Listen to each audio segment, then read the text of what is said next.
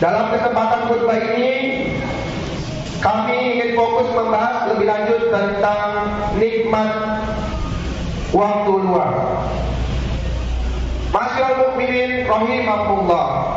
Orang yang diberikan waktu luang, kesehatan dan keamanan, kalau tidak mendapat dan rahmat dari Allah Subhanahu wa taala, akan cenderung menggunakan waktu luangnya untuk hal-hal yang tidak bermanfaat untuk dirinya, baik di dunia maupun di akhirat.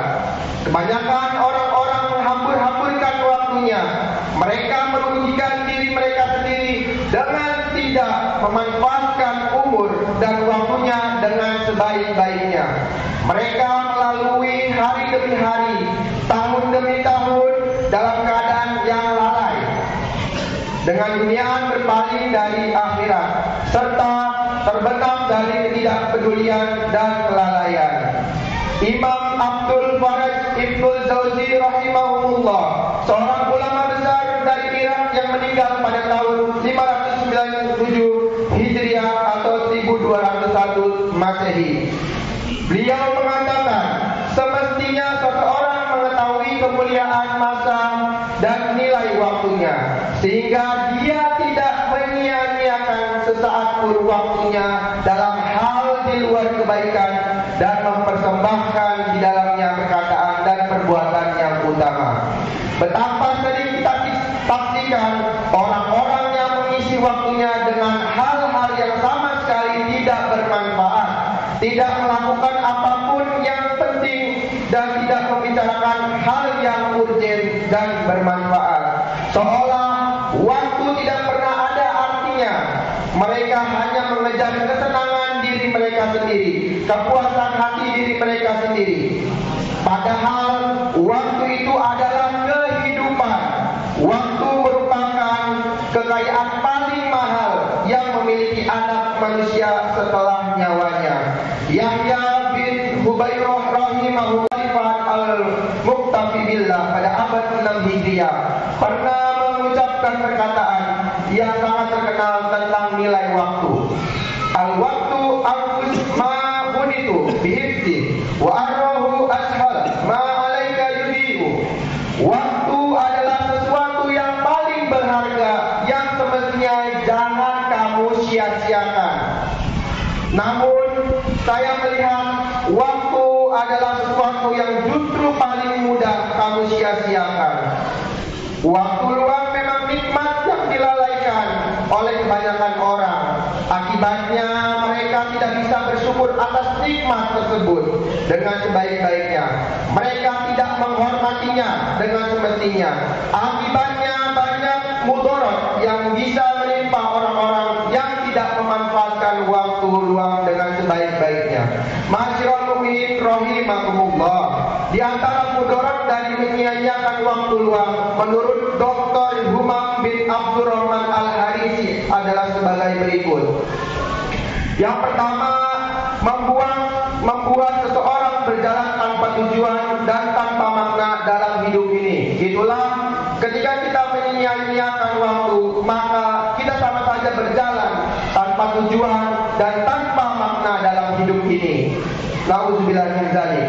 Yang kedua, membantu seseorang untuk berbuat dosa karena ia tidak memenuhi waktunya dengan ketaatan dan melakukan perbuatan baik. Karena tidak ada waktunya luang, maka biasanya di waktu tersebut dilakukan hal-hal yang berbuat dosa.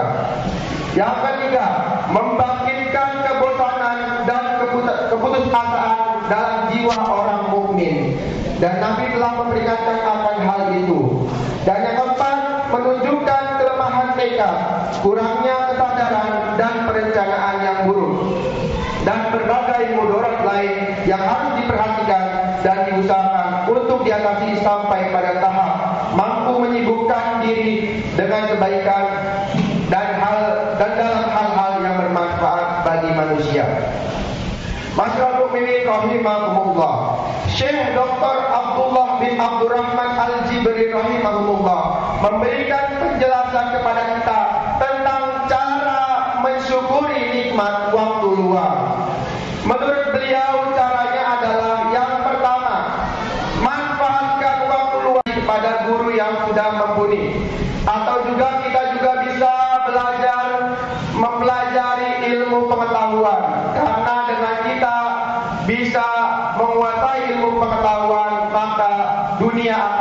genggam. Yang kedua, menggunakan waktu luang dengan menghafal Al-Quran. Karena Al-Quran adalah pedoman hidup manusia, maka sudah seharusnya agar kita bisa selamat di dunia, maka hafalkanlah Al-Quran. Al-Quran yang akan membantu kita, mencerahkan kita nanti di akhirat kelak, yang akan membantu kita nanti di kuburan nanti. Yang ketiga, memanfaatkan waktu luang dengan berdoa dan berzikir kepada Allah Subhanahu wa Ta'ala. Doa dalam arti adalah meminta tolong kepada Allah Subhanahu wa Ta'ala agar apa yang kita inginkan bisa Allah kabulkan, asal doa yang kita lakukan harus dengan kerendahan hati. Insya Allah dengan kerendahan hati Allah Tuhan kita akan mengabulkan doa-doa kita. Selanjutnya adalah dengan beristighfar dan bertaubat kepadanya. Dengan beristighfar maka kita sudah meminta ampunan oleh Allah Subhanahu wa Ta'ala. Dosa-dosa yang sudah kita lakukan selama kehidupan kita di dunia, dengan kita beristighfar, astagfirullahaladzim, astagfirullahaladzim, astagfirullahaladzim, maka insya Allah dengan ucapan yang hanya sedikit itu saja Allah akan menghapuskan dosa-dosa kita. Yang keempat, memanfaatkan waktu luang dengan mencari harta yang halal. Misalnya dalam perdagangan yang mubah, yang tidak ada syubhat di dalamnya. Dia memiliki tujuan dalam mencari harta tersebut untuk memelihara martabat dirinya, membuat dirinya kaya dan bersedekah dengan harta yang Allah anugerahkan kepadanya.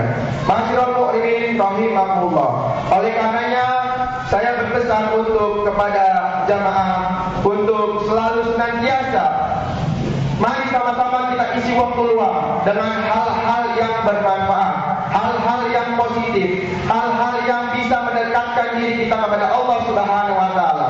Seperti contohnya beribadah kepada Allah Subhanahu wa Ta'ala, berdoa, berzikir, bersolawat, dan habis itu membaca Al-Quran.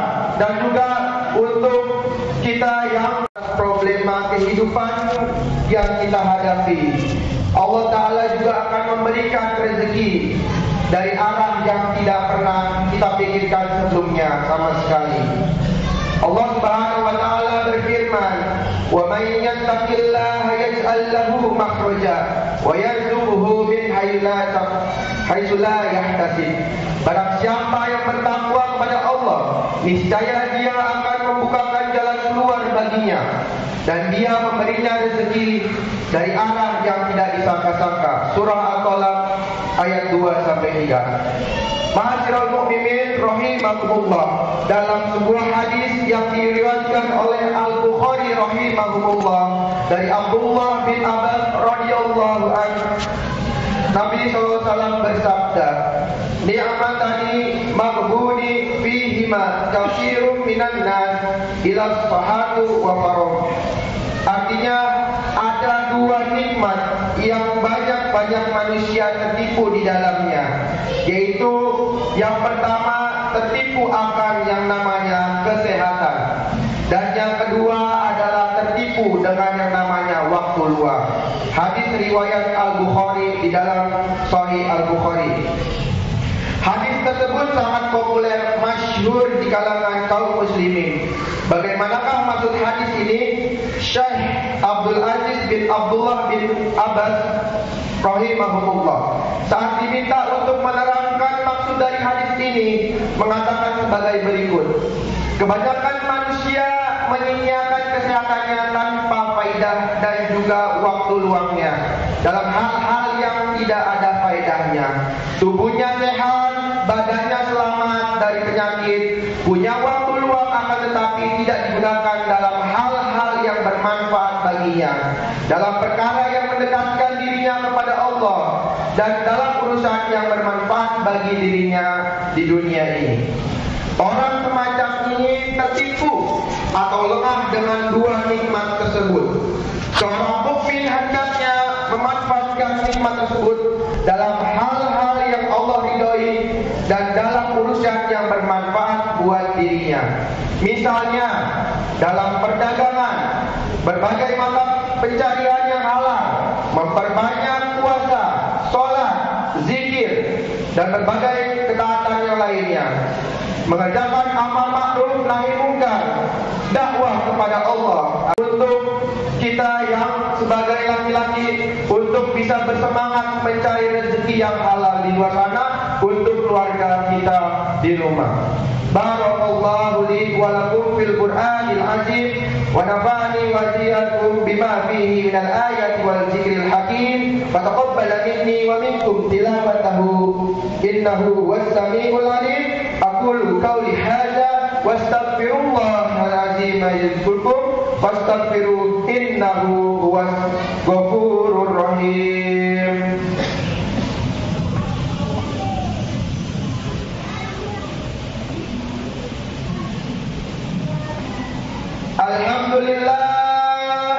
Alhamdulillahi rabbil alamin wa bihi nasta'inu ala umuri dunya waddin wassalatu wassalamu ala asrafil anbiya'i wal mursalin wa ala alihi wa sahbihi ajma'in. Allahumma salli ala sayyidina Muhammad wa ala ali Muhammad.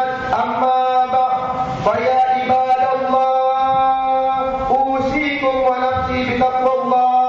faqad fazal muttaqun wa ahsakum ala ta'ati la'allakum turhamun. Qala Allah ta'ala fil Qur'anil Karim, a'udzu billahi minasy syaithanir rajim. Bismillahirrahmanirrahim. Ya ayyuhan nasu u'budu rabbakumul ladzi khalaqakum wal ladzina min qablikum la'allakum tattaqun. Wa qala Rasulullah sallallahu alaihi wasallam, ittaqillah haitsu ma kunta wa atbis sayyi'atal hasanah tamhuha wa khuluqin nas bi khuluqin hasanin. Shadaqallahul azim wa shadaqan nabiyyul karim wa nahnu 'ala dzalika minasy syahidin wasyakirin walhamdulillahi rabbil alamin. يصلون على النبي يا أيها الذين آمنوا صلوا عليه وسلموا تسليما. ربنا لا تزغ قلوبنا. اللهم اغفر للمسلمين والمسلمات